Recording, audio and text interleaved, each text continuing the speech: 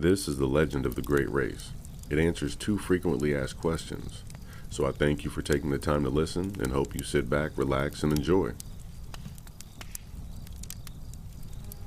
There was a time when all the animals lived in peace, when no one ate anyone else. All the animals were the same color because they had not yet painted their faces. Buffalo was the largest and strongest of the animals, but he was getting hungry. He wanted to be the chief of all the animals. He wanted to draw strength from all the other animals by eating their flesh. Buffalo wanted to become the eater of all animals, therefore becoming the most powerful. The human people also said that they should become chief of all the animals. People wanted to draw strength from all other animals the same way. People wanted to become the eaters of all the other animals. So Buffalo challenged the human people to a race. The winner of the race would become the chief of all the animals. The people said that they would accept such a challenge.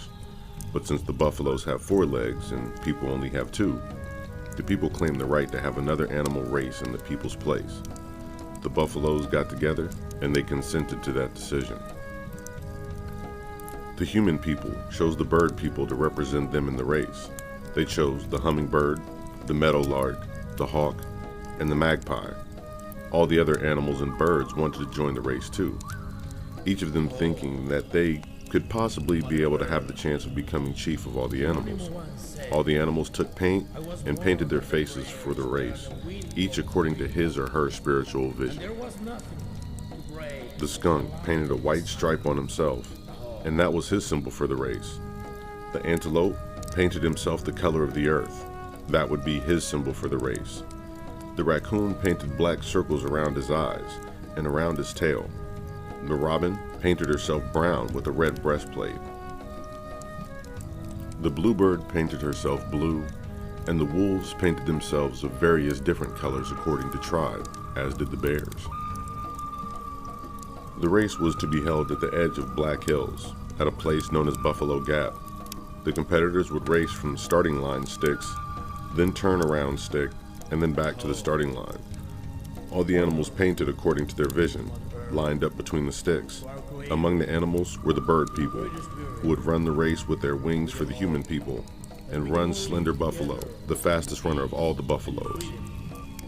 The cry was given to begin, and all the animal and bird set out to race. The hummingbird took the lead.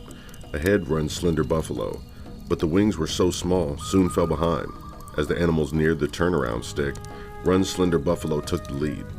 Then Meadowlark came up beside Run Slender Buffalo, and the two went along side by side, right in turn. Run Slender Buffalo wheeled around the stick, her hooves thundering as she pulled away from Meadowlark, who went around and made an extremely wide turn. The animals in lead passed the late runners, who were still headed for the stick. Meadowlark fell behind and cheered on Hawk as he passed her. Hawk gained on Run Slender Buffalo, and it looked like he might pass her.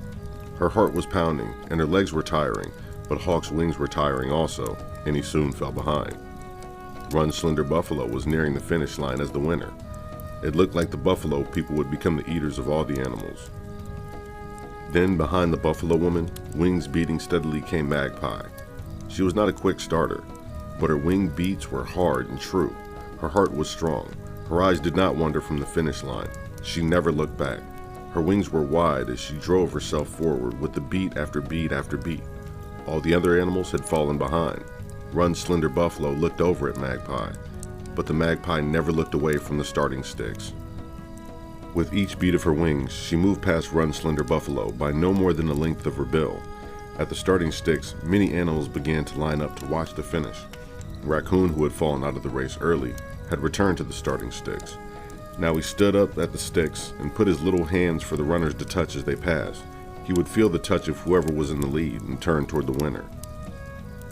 Closer and closer, Run Slender Buffalo and some of the animals feared Raccoon would be trampled. Magpie gradually flew near to the ground so she could brush Raccoon's little hands as she flew past. Raccoon did not move, but staring straight onto the onrushing pair. Magpie seemed to be pulling ahead. Run Slender Buffalo leaned forward as she ran to touch Raccoon's little hand with her great nose.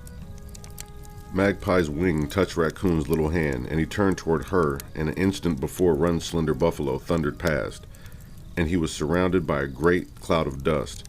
All the animals waited breathlessly for the dust to settle. At last it did. There stood Raccoon with his little hand raised toward Magpie. The human people had run the race.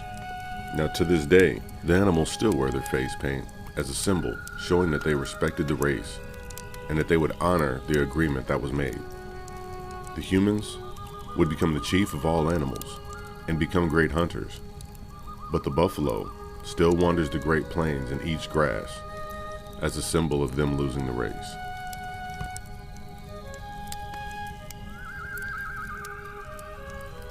If you have a topic that you would like to hear a legend about, please feel free to leave a comment and I'll get to them as soon as I can. And thank you very much for enjoying and have a wonderful day.